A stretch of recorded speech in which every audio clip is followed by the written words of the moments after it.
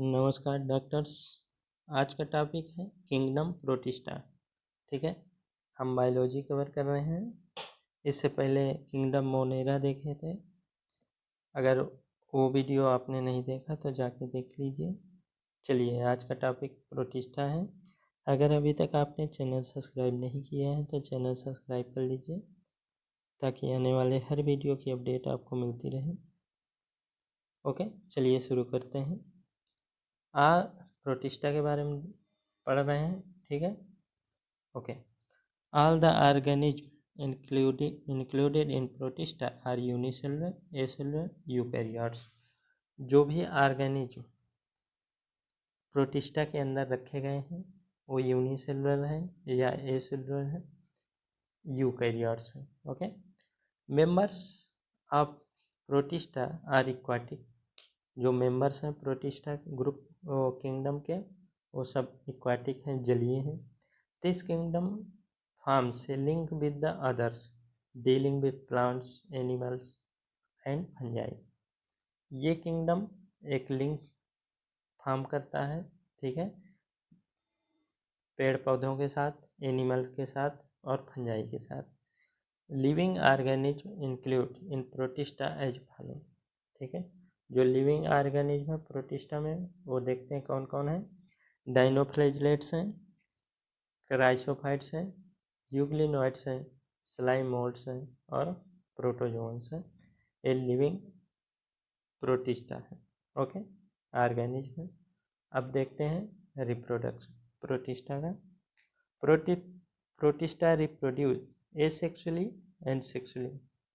Asexual type और sexual type दोनों तरह से रिप्रोडक्शन होता है। Asexual reproduction, this is the most common method of reproduction in protist. Asexual reproduction takes place in favourable condition. जो asexual type of reproduction है वो काफ़ी कॉमन है प्रोटिस्टा में और ये फेवरेबल कंडीशन में होता है। जब कंडीशन काफ़ी अच्छी होती है, फेवरेबल होती है, तब एसेक्सुअल रिप्रोडक्शन परफॉर्म करते हैं। ओके, एसेक्सुअल रिप्रोडक्शन भी अलग टाइप से हैं। पहला है a binary fission. Binary fission के द्वारा एसेक्सुअल रिप्रोडक्शन होता है। इसमें क्या होता है, two daughter cells are perform by the division of one mother cell. एक मदर सेल से दो डॉटर सेल का डिवीजन होता है। After this each daughter cell grow to form a normal organism. ठीक है, एक मदर सेल से डिवीजन होगा, दो डॉटर सेल बनेंगी और दोनों डॉटर सेल ग्रो करके एक नॉर्मल ऑर्गेनिज्म बना लेंगी। इसे कहते हैं बाइनरी फिजन। दूसरा टाइप होता है spore formation. Some protist have special structure known as sporangia. कुछ प्रोटिस्ट के अंदर एक स्पेशल स्ट्रक्चर होता है जिसे स्पोरेंजिया कहते हैं। Okay, spores are formed in this sporangia. इस स्पोरेंजिया के अंदर स्पोर्स बनते हैं। The sporangia burst after some time and all the spores become free. कुछ समय के बाद ये स्पोरेंजिया, जब स्पोर्स बन जाते हैं तो कुछ समय के बाद स्पोरेंजिया फट जाता है और उससे कि सारे स्पोर्स फ्री हो जाते हैं, बाहर हो जाते हैं अलग अलग। Okay, these spores form a new cell after germination. ठीक है, यही स्पोर्स जर्मिनेशन के बाद एक नई सेल बनाते हैं। ओके, ये था एसेक्सुअल रिप्रोडक्शन, दो टाइप के, बाइनरी और स्पोर फॉर्मेशन। अगला है sexual reproduction. Sexual reproduction was first of all seen in protist. Sexual reproduction को सबसे पहले प्रोटिस्ट में ही देखा गया।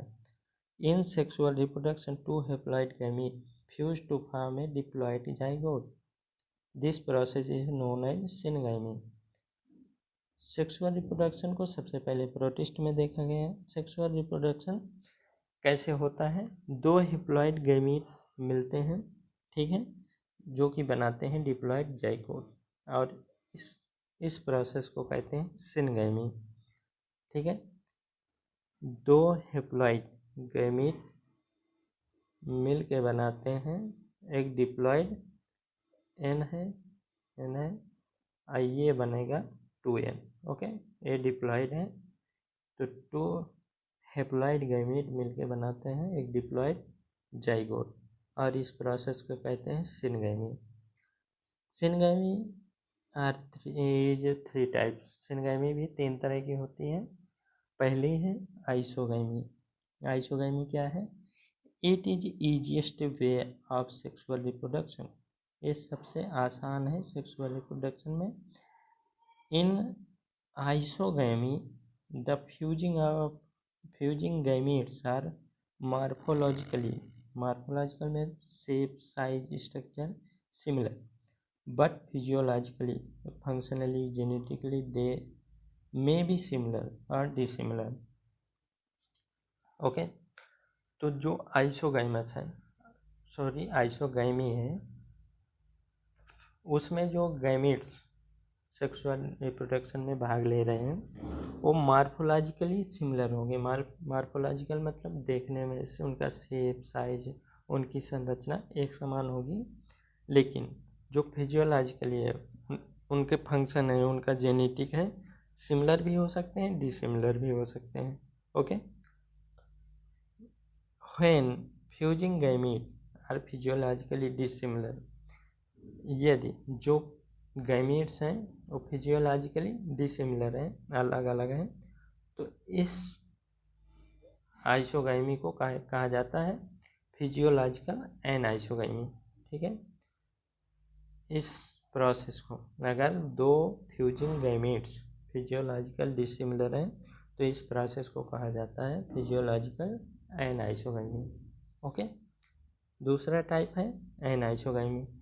The fusing gamete are morphologically dissimilar smaller larger motile non motile या immotile but physiologically they may be similar और dissimilar. Isogamy में क्या था? मार्फोलॉजिकली सिमिलर था। ठीक है, एनाइसोगैमी में मार्फोलॉजिकली डिसिमिलर है, लेकिन फिजियोलॉजिकली उसमें सिमिलर या डिसिमिलर हो सकते थे, इसमें भी सिमिलर या डिसिमिलर हो सकते हैं। ओके, अब अगला टाइप है oogymy। It is the developed form of anisogamy. oogymy भी एनाइसोगैमी से ही डेवलप हुआ है। Male gamete is small and motile while female gamete is larger and non motile. जो मेल गैमीट है इसका छोटा होगा और मोटाइल होगा। ठीक है, लेकिन फीमेल गैमीट बड़ा और नॉन मोटाइल होगा। मोटाइल मीन्स जो चल फिर सके, ठीक है, मूवमेंट कर सके। ओके, तो जो मेल गैमीट होगा वो मूवमेंट भी करेगा, छोटा भी होगा। फीमेल गैमीट नॉन मोटाइल है और बड़ा है। This female gamete is known as egg. इस फीमेल गैमीट को एक की तरह जाना जाता है। In it the formation of male and female gamete takes place in sex organs. ठीक है, ये मेल और फीमेल जो गैमीट्स हैं इनका फॉर्मेशन सेक्स ऑर्गन्स से होता है। ओके, आगे देखते हैं life cycle of protist. Protista की लाइफ साइकिल 2 तरह से होती है। पहली life cycle showing zygotic meiosis. Life cycle zygotic meiosis show करता है व्हेन प्रोटिस्टा इज हैप्लॉइड। जब प्रोटिस्टा हैप्लॉइड होता है मियोसिस अकर इन जाइगोट। मियोसिस जाइगोट में उसके मियोसिस होता है, इसे कहते हैं जाइगोटिक मियोसिस। फिर से जब प्रोटिस्टा हैप्लॉइड होता है तो उसके जाइगोट में मियोसिस होता है जिसे जाइगोटिक मियोसिस कहते हैं। In this type of life cycle during sexual reproduction gametes are form by mitosis.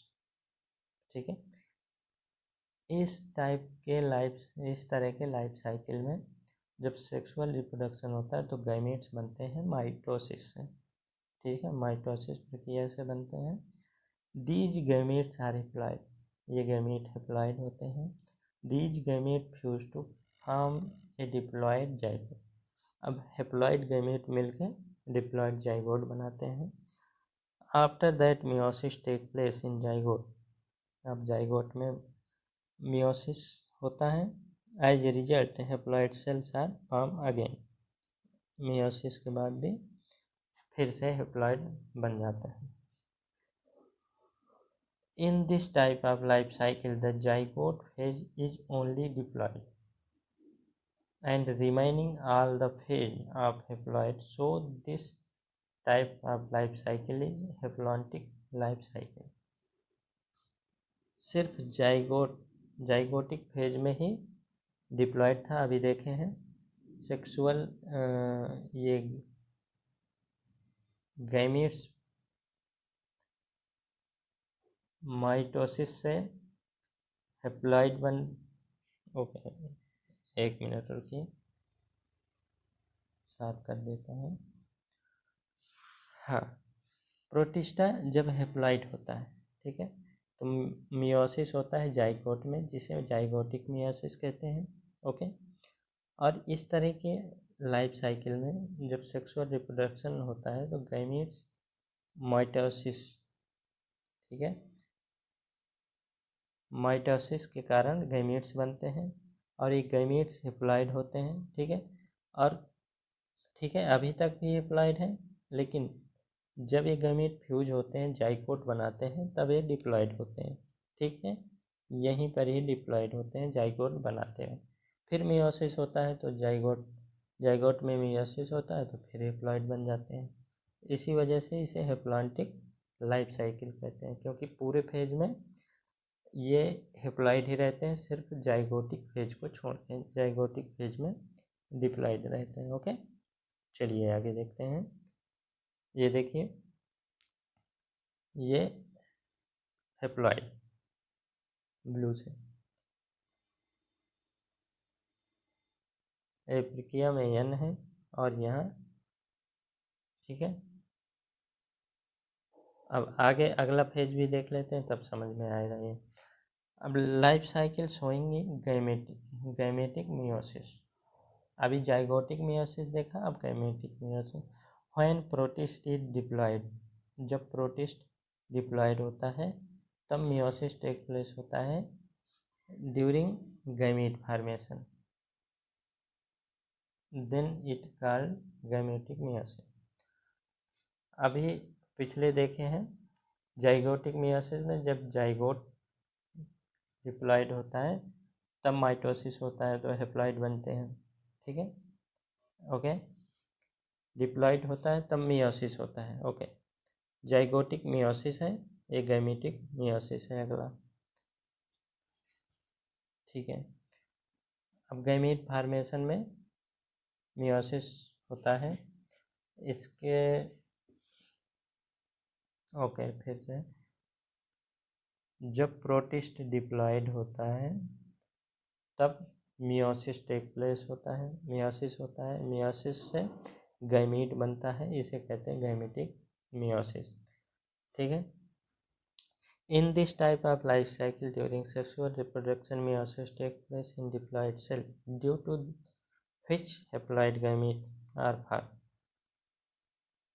इस तरह के सेक्सुअल रिप्रोडक्शन में डिप्लॉइड सेल पे मियोसिस होता है, ठीक है, जिससे कि हेप्लॉइड गैमीट्स बनते हैं। Now haploid gamete fuse to form diploid zygote. अब हेप्लॉइड गैमीट मिलकर डिप्लॉइड जाइगोट बनाते हैं एंड आफ्टर दैट माइटोसिस। ठीक है, माइटोसिस, इसके बाद माइटोसिस होता है जाइगोट में, due to which diploid cell form again, फिर से डिप्लॉइड सेल बन जाते हैं। In this type of life cycle only gametic phase of haploid and remaining all phase of diploid. So this type of life cycle known as diplontic life cycle. Okay, ठीक है, जो gametic meiosis है वो diplontic life cycle है। ठीक है, ज़्यादातर phase diploid होता है,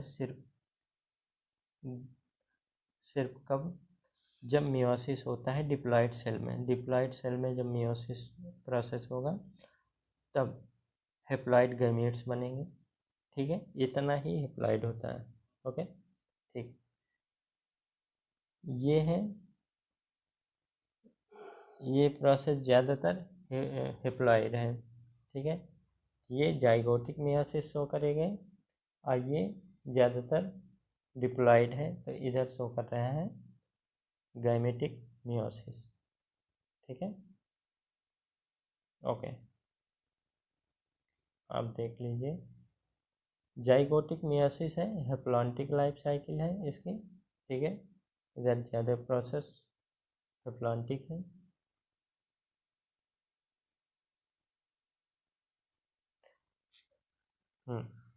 अब देख लिए, चलिए आगे बढ़ते हैं। Division Pyrrophyta class Dinophyceae dinoflagellate. अब देखते हैं, थोड़ा जानकारी लेते हैं डाइनोफ्लैगेलेट्स के बारे में। Protist with two flagella, dino means दो, डाई मीन्स दो, तो प्रोटिस्ट वो जिनके पास दो फ्लैजिला होते हैं उन्हें डाइनोफ्लैगेलेट्स कहते हैं। Okay, dinoflagellate are mainly marine या मरीन, तो डाइनोफ्लैगेलेट समुद्री होते हैं, मरीन होते हैं। They are found in the surface of water, पानी की सतह पर पाए जाते हैं dinoflagellate. They appear yellow, green, brown, blue और red depending on the main pigment present in their cells. ये पीले, हरे, भूरे, ठीक है, नीले, लाल कलर के हो सकते हैं। ये डिपेंड करता है उनके सेल में पाए जाने वाले पिगमेंट पर, ठीक है। In dinoflagellate the nutrition is mainly holotype, holophytic, okay. जो न्यूट्रिशन होता है वो होलोपिटिक होता है। होलोपिटिक मीन्स अपने भोजन को पूरा निगल लेते हैं। डाइनोफ्लैगेलेट के एग्जाम्पल क्या है? नॉक्टिल्यूका, सिरेटियम, गोनियोलैक्स, ये है जिम्नोडीनियम, ओके। अगला एग्जाम्पल है पायरोसिस्टिस, ठीक है, आप याद रखिए डाइनोफ्लैगेलेट के एग्जाम्पल है। आगे बढ़ते हैं, डाइनोफ्लैगेलेट के स्ट्रक्चर को देखते हैं। Structure,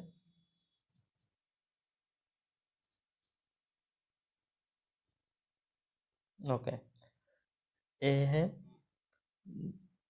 there cell wall is divided into plates, इनकी सेल वॉल प्लेट्स के फॉर्म में डिवाइड होती है, which is made up of cellulose, ठीक है। जो डाइनोफ्लैगेलेट्स होते हैं उनके सेल वॉल डिवाइड होती है प्लेट्स के फॉर्म में, और जो कि बनी होती हैं सेलुलोज की। Therefore, the covering of dinoflagellate is seen as armored, so they are called as armored algae, ठीक है। इनकी कवरिंग, डाइनोफ्लैगेलेट की कवरिंग आर्मर्ड की तरह होती है, इसीलिए इन्हें कहा जाता है armoured algae. Okay, next, dinoflagellates have two flagella, dinoflagellate में दो फ्लैजिला पाए जाते हैं। One is transverse and other is longitudinal, ठीक है। एक ट्रांसवर्स होता है, एक लॉन्गिट्यूडिनल होता है। Dinoflagellates show a special type of movement which is like whirling whip, therefore they are called whirling whips, ठीक है। डाइनोफ्लैगेलेट में दो फ्लैजिला पाए जाते हैं, एक ट्रांसवर्स होता है, एक लॉन्गिट्यूडिनल होता है। इसके कारण डाइनोफ्लैगेलेट में एक स्पेशल टाइप का मूवमेंट होता है, गति होती है, चाल होती है, जिसे कहते हैं व्हर्लिंग विप्स, ठीक है, या इसी कारण इसे कहा जाता है व्हर्लिंग विप्स, ठीक है। अगला, dinoflagellates are haploid, dinoflagellate haploid होते हैं। Histone protein is absent in its chromosome, इनके क्रोमोसोम में हिस्टोन प्रोटीन भी एब्सेंट होती है डाइनोफ्लैगेलेट्स के। Due to this reason dinoflagellate are called as mesokaryote. Prokaryote सुना है, यूकैरियोट सुना है, ये है मीजोकैरियोट, ठीक है। आगे देखते हैं, अगला है डाइनोफ्लैगेलेट आर येलो, ब्राउन और गोल्डन ब्राउन इन कलर, डाइनोफ्लेजेलेट हो सकते हैं येलो हो सकते हैं, पीले, भूरे या गोल्डन ब्राउन कलर के हो सकते हैं। These colour of dinoflagellates are due to pigment present them chlorophyll a, chlorophyll c and xanthophylls. Xanthophylls में कौन कौन है? डाइनोजेंथिन या डिडिनोजेंथिन। ओके, तो ये कलर इनमें आता है क्लोरोफिल ए या सी या जैंथोफिल, डिनोजेंथिन या डिडिनोजेंथिन के द्वारा। अगला, they have starch as stored food, इनके स्टोर कोड के रूप में स्टार्च होता है। ओके, रिप्रोडक्शन देखते हैं डाइनोफ्लेजेलेट का। मेनली होता है बाइनरी फिजन, ये एसेक्सुअल रिप्रोडक्शन होता है, बाइनरी फिजन, वीडियो में पहले देख चुके हैं। अगला, sexual reproduction is very rare in them. Dinoflagellate में सेक्सुअल रिप्रोडक्शन काफ़ी रेयर है, ठीक है, बहुत कम पाया जाता है। Dinoflagellates are haploid so they reproduce by zygotic meiosis. Dinoflagellate haploid होते हैं, इसलिए जाइगोटिक मियोसिस, अभी जाइगोटिक मियोसिस देखे हैं, हेप्लॉन्टिक टाइप का होता है। हेप्लॉन्टिक में ज़्यादातर फेज, जाइगोटिक को छोड़ के ज़्यादातर फेज हेप्लॉइड में रहता है। Their life cycle is haplontic type. Okay, पीछे पीछे देख चुके हैं वीडियो में, हेप्लॉन्टिक डिप्लॉन्टिक टाइप। ओके, तो dinoflagellate haplontic type life cycle show करते हैं। आगे देखते हैं सम इंफॉर्मेशन ऑफ डाइनोफ्लेजेलेट, कुछ इंफॉर्मेशन है। पहली, dinoflagellate Noctiluca, Gonyaulax, Pyrocystis show bioluminescence due to presence of photogenic granules in cytoplasm, so that these dinoflagellate also known as night light। कुछ डाइनोफ्लेजेलेट्स हैं, नॉक्टिल्यूका है, गोनियोलैक्स है, पाइरोसिस्टिस है, ये बायोल्यूमिनेसेंस शो करते हैं। बायोल्यूमिनेसेंस मतलब चमकना, तो ये रात में चमकते हैं। क्यों क्यों चमकते हैं? क्योंकि इनमें फोटोजेनिक ग्रेन्यूल्स, इनके साइटोप्लाज्म में फोटोजेनिक ग्रेन्यूल्स पाए जाते हैं, जिसके कारण ये बायोल्यूमिनेसेंस शो करते हैं या रात में चमकते हैं। इस वजह से इन्हें नाइट लाइट भी कहा जाता है, ठीक है। डाइनोफ्लेजेलेट्स को नाइट लाइट कहते हैं। ओके, आगे देखते हैं। गोनियोलैक्स spread on the surface of sea water through rapid multiplication due to which the sea water appear red। गोनियोलैक्स पाया जाता है समुद्र के पानी की सरफेस में, ऊपरी सतह पर, ठीक है, और ये मल्टीप्लिकेशन करता है, काफ़ी तेज़ी से मल्टीप्लिकेशन करता है, जिससे कि समुद्र का पानी लाल हो जाता है या लाल वाटर शो होता है। इसे कहते हैं red tide. It is called red tide. It is also responsible for water bloom. इसे रेड टाइड कहते हैं और ये रिस्पॉन्सिबल है रेड वाटर ब्लूम के लिए, ठीक है। अगला, both gymnodinium and gonyaulax are toxic. Gymnodinium और गोनियोलैक्स दोनों टॉक्सिक हैं, जहरीले हैं।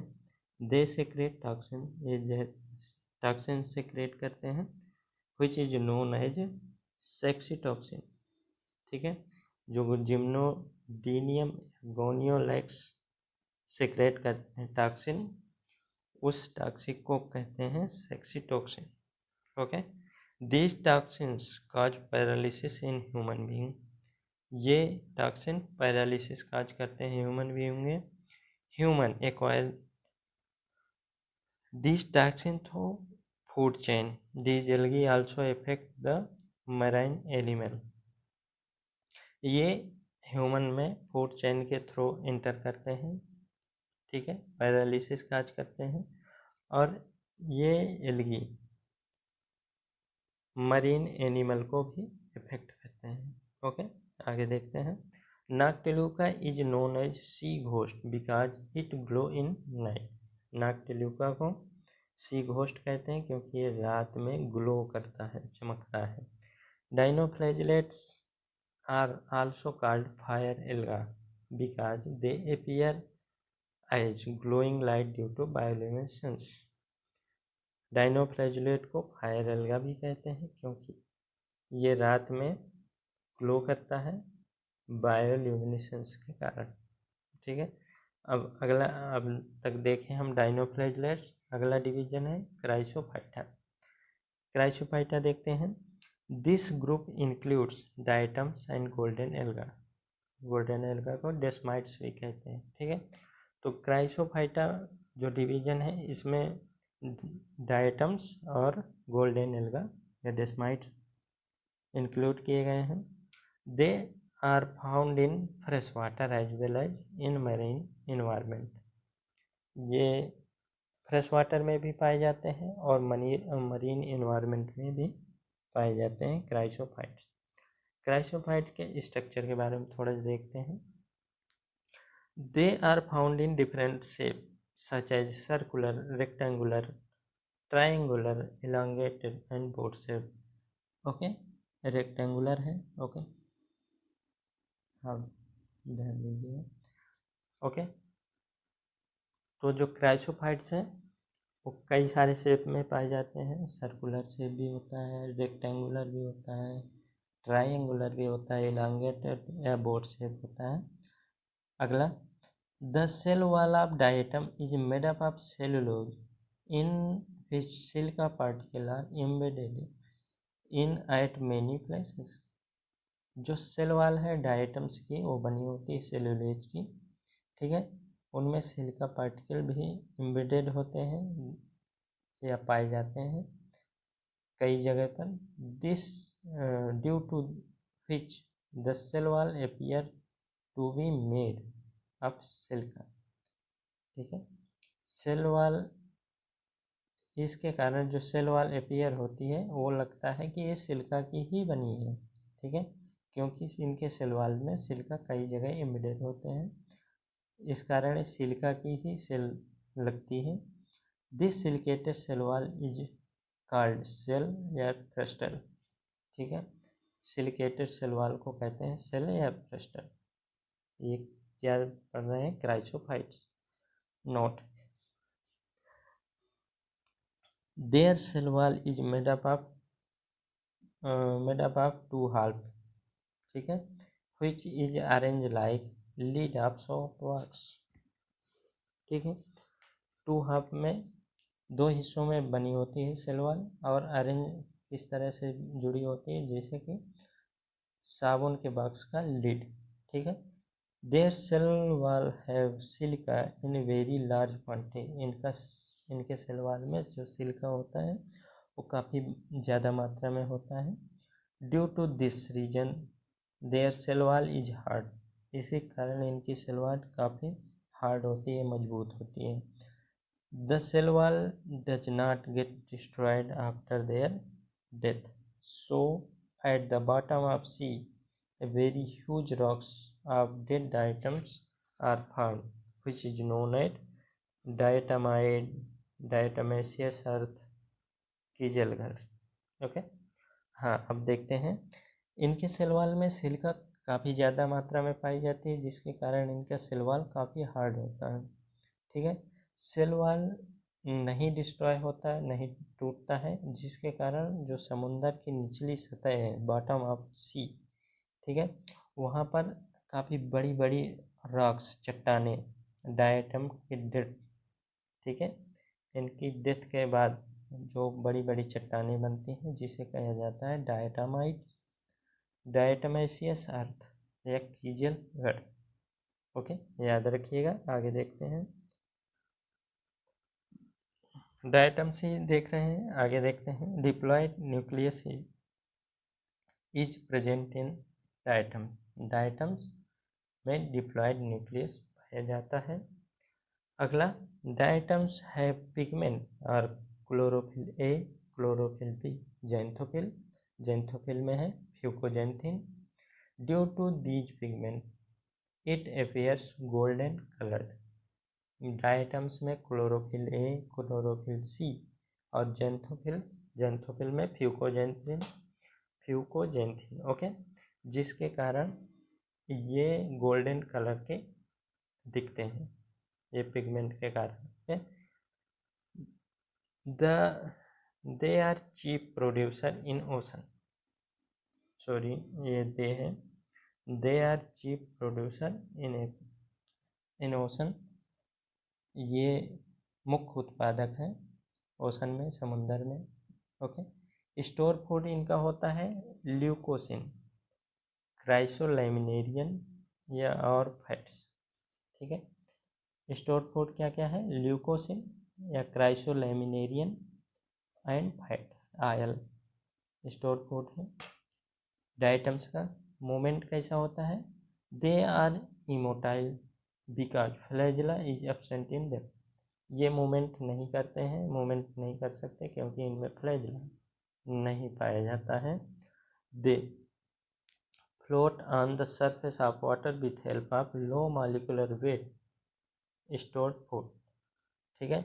ये पानी की सतह पर, सरफेस पर आसानी से तैरते हैं, फ्लोट करते हैं, क्योंकि इनके जो स्टोर्ड फूड हैं, स्टोर्ड फूड में क्या है, ल्यूकोसिन और फैट, तो इनका लो मॉलिक्यूलर वेट होने के कारण ये पानी की सतह पर आसानी से फ्लोट करते हैं। आगे देखते हैं रिप्रोडक्शन कैसा है डायटम्स का। मेनली एसेक्सुअल है, बाइनरी फिजन के द्वारा। सेक्सुअल रिप्रोडक्शन काफ़ी रेयर है, बहुत कम पाया जाता है, अगर पाया भी गया तो गैमेटिक मियोसिस के द्वारा होता है okay. Note, in diatom during reproduction if a special type of spores are formed which is known as axospores, ठीक है। डायटम्स में रिप्रोडक्शन के समय स्पेशल टाइप का स्पोर्स पाया जाता है जिसको हम एक्सोस्पोर्स कहते हैं, याद रखना। चलिए आगे देखते हैं यूज ऑफ डायटम्स। डायटम्स का क्या क्या यूज है, किस किस काम में हम डायटम्स को इस्तेमाल करते हैं। पहला यूज है साउंड प्रूफिंग, साउंड प्रूफिंग के लिए हम डायटम्स का इस्तेमाल करते हैं। दूसरा है filtration of oil and syrup, oil और सिरप, तेल और सिरप के को फिल्टर करने के लिए इस्तेमाल किया जाता है डायटम्स को। अगला यूज है डायटम्स का स्टोन पॉलिशिंग, पत्थर पर पॉलिश करने के काम आते हैं। अगला use as heat insulator in steam boiler because the kieselguhr bad conductor of heat, इसे हीट इंसुलेटर के रूप में भी काम किया जाता है स्टीम बॉयलर में, क्योंकि किसलगर बैड कंडक्टर है हीट का, ठीक है, कुछ अलग है ओके। अगला डिवीजन है डायनोफ्लैजिलेट देख लीजिए, क्राइसोफाइट देख लीजिए। अब अगला डिवीजन यूग्लिनोफाइटा या यूग्लिनोइड्स, हम यूग्लिनोइड्स से देखते हैं। Previously euglenoids were placed in plant kingdom due to their photosynthetic ability, पहले यूग्लिनोइड्स को प्लांट किंगडम में रखा जाता था क्योंकि ये यूग्लिनोइड्स फोटोसिंथेसिस करते हैं, फोटोसिंथेसिस की क्षमता के कारण इसे प्लांट किंगडम में रखा गया था। But due to the absence of cell wall and animal like nutrition some scientists place them in animal kingdom, लेकिन इसमें सेल वॉल नहीं थी यूग्लिनोइड्स में, और एनिमल की तरह ये अपना न्यूट्रिशन लेते थे, जिसके कारण कुछ साइंटिस्ट ने इन्हें एनिमल किंगडम में रखा था। But now according to 5 kingdom classification they are include in protista, ठीक है। लेकिन अब 5 किंगडम की क्लासिफिकेशन के कारण इन्हें प्रोटिस्टा में रखा गया है। आप कमेंट में बताइए 5 किंगडम क्लासिफिकेशन किसने और कब दिया था ओके। चलिए आगे बढ़ते हैं।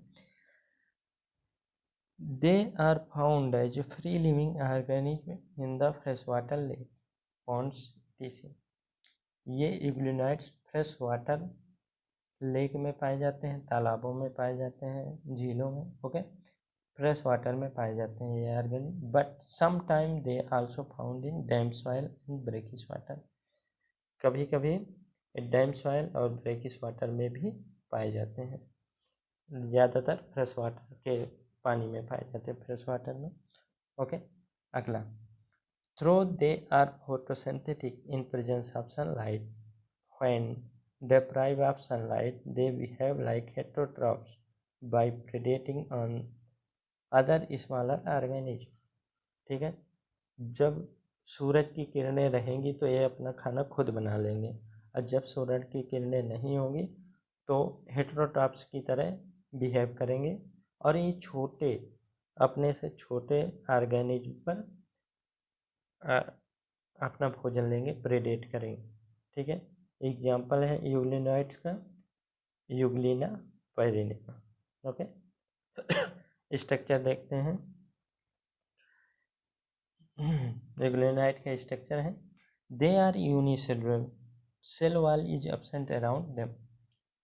यूग्लिनॉइड यूनिसेलुलर है, एक कोशिकीय है और सेल वॉल एब्सेंट होता है, सेल वॉल नहीं पाया जाता यूग्लिनॉइड में। They are surrounded by a cell membrane which is made up of lipoprotein and this cell membrane is covered with pellicle, okay।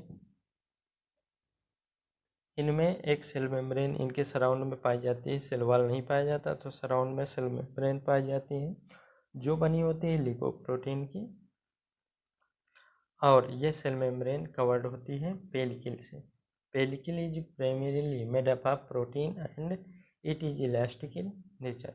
जो पेलिकल है वो बनी होती है प्रोटीन की और ये इलास्टिक इन नेचर है, मतलब इलास्टिक होती है पेलिकल। अगला, आगे देखते हैं, at the anterior end of euglenoid एक cavity is present which is known as reservoir. Interior end में यूग्लिनॉइड के इंटीरियर एंड में एक कैविटी पाई जाती है जिसे हम रिजर्वायर कहते हैं। Flagellum is originated from the base of reservoir.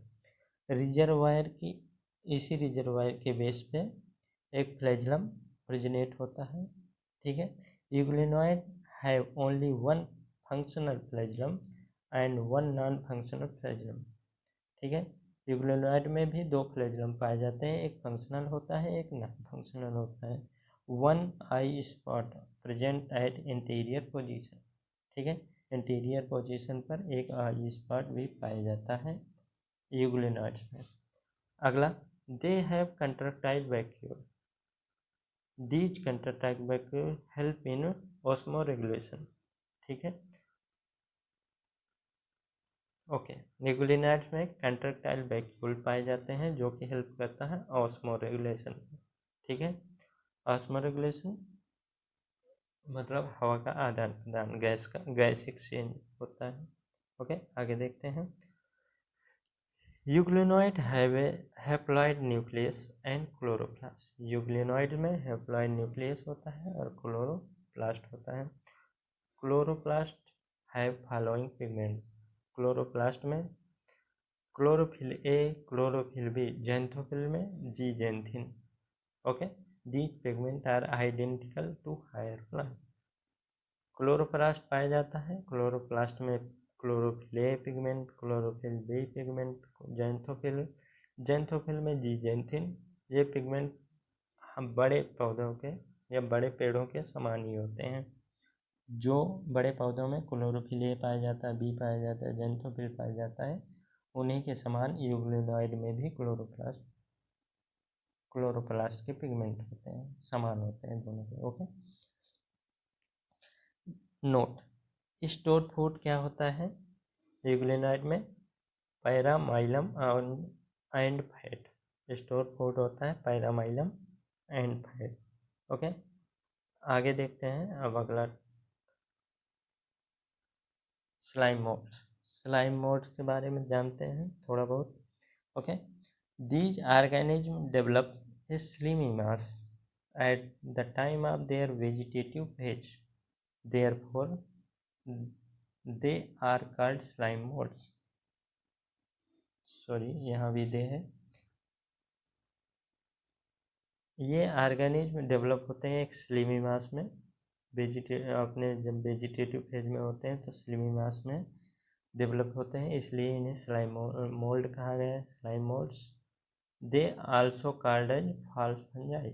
Slime moulds को फॉल्स फंजाई भी कहा जाता है, झूठी fungi. Okay okay, false fungi. अगला, slime moulds are saprophytic found in decaying tree and leaves engulfing organic material।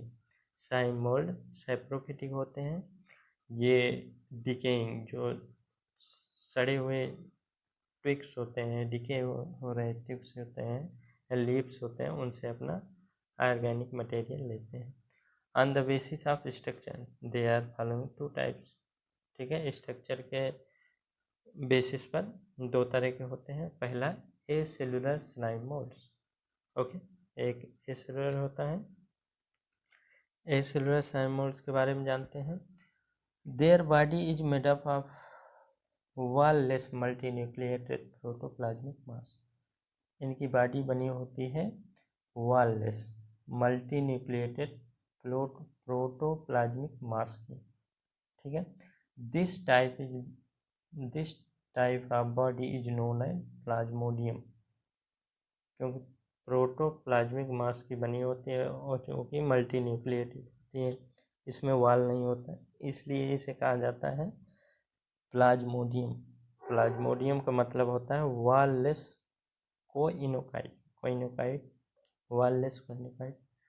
Under suitable condition they form an aggregation which may grow and spread over several feet।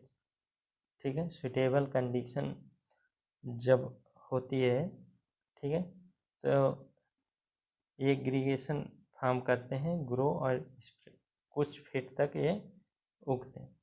During unfavourable condition Plasmodium forms fruiting body.